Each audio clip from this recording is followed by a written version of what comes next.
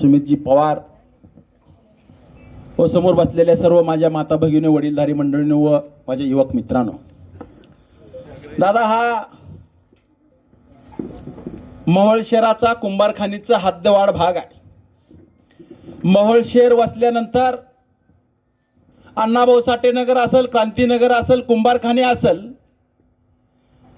हे तीन भाग खऱ्या अर्थानं मोहोळ शहरामध्ये नवीन जोडले गेलेले आहेत. कालच भाषण करत असताना मी सांगितलं की अण्णाभाऊ साठे देखील नगर देखील नवीन जोडलेलं असताना तिथली पाण्याची व्यवस्था अतिशय चांगल्या पद्धतीने झाली, तिथल्या रस्त्याची व्यवस्था, तिथल्या ड्रेनेज लाईनची व्यवस्था खऱ्या अर्थानं चांगल्या पद्धतीनं आम्ही त्या ठिकाणी करून दाखवली. या भागातला सदस्य मागील 20 वर्ष झालं संजय अण्णा क्षीरसागर या भागातला सदस्य होता. त्यांच्या घरचे इथले सरपंच होते. सुशील क्षीरसागर दोनदा या भागातला सदस्य होता. मला आवर्जून या ठिकाणी सांगायचं, या भागाच्या समस्या जशाच्या तशा आहेत.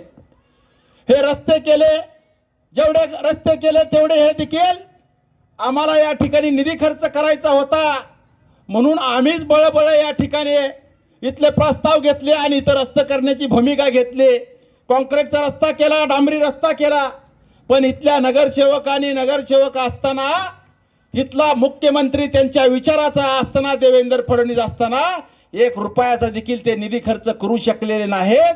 कारण त्यांना त्यांच्या व्यवसाय धंद्यामधनच या ठिकाणी वेळ मिळत नाही. खऱ्या अर्थानं इथला अनेक वर्ष झालं इथला प्रश्न आहे. दादा 2 जणाला करंट लागला. माझा सहकारी मित्र समीर मोमीन याचा मुलगा इब्राहिम मोमीन याला या ठिकाणी या घराचं काम करत असताना इथल्या हाय व्होल्टेजचा करंट लागला. आता बाहेर राज्यातल्या एकाला दुसऱ्याला करंट लागला.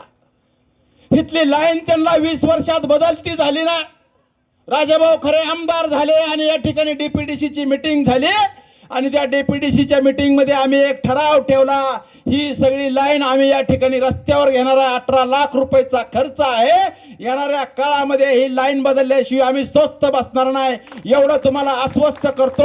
आपली पाण्याची व्यवस्था असेल, आपल्या रस्त्याची व्यवस्था असेल, आपल्या घरकुलची व्यवस्था असेल, या सोडवण्यासाठी रमेश बारसकर आमचे सर्व चैतन्य बापू असतील, गाडवेताई असतील, आम्ही तुमच्यासाठी आपले नगराध्यक्ष सिद्धिताई वस्त्रे असतील, आम्ही तुमच्या सर्व कामाची सोडवणूक करण्यासाठी आम्ही कटिबद्ध असू, एवढंच या ठिकाणी शब्द देतो.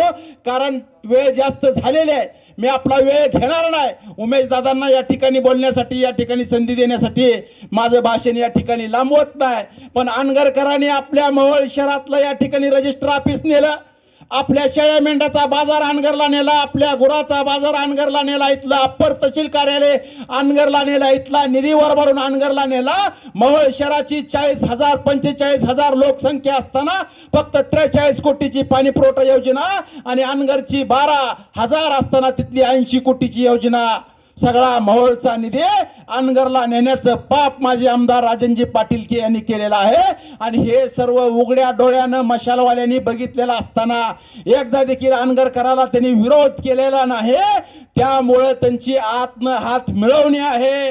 अनगरकराबरोबर ज्यांनी हात मिळवणी केली आहे त्यांना देखील आपण खड्यासारखं बाजूला केलं पाहिजे आणि त्या अनगरकराच्या उमेदवाराला देखील आपण खड्यासारखं बाजूला केलं पाहिजे, अशा प्रकारची अपेक्षा आपल्याकडून करतो. इथंच थांबतो. जय हिंद, जय महाराष्ट्र.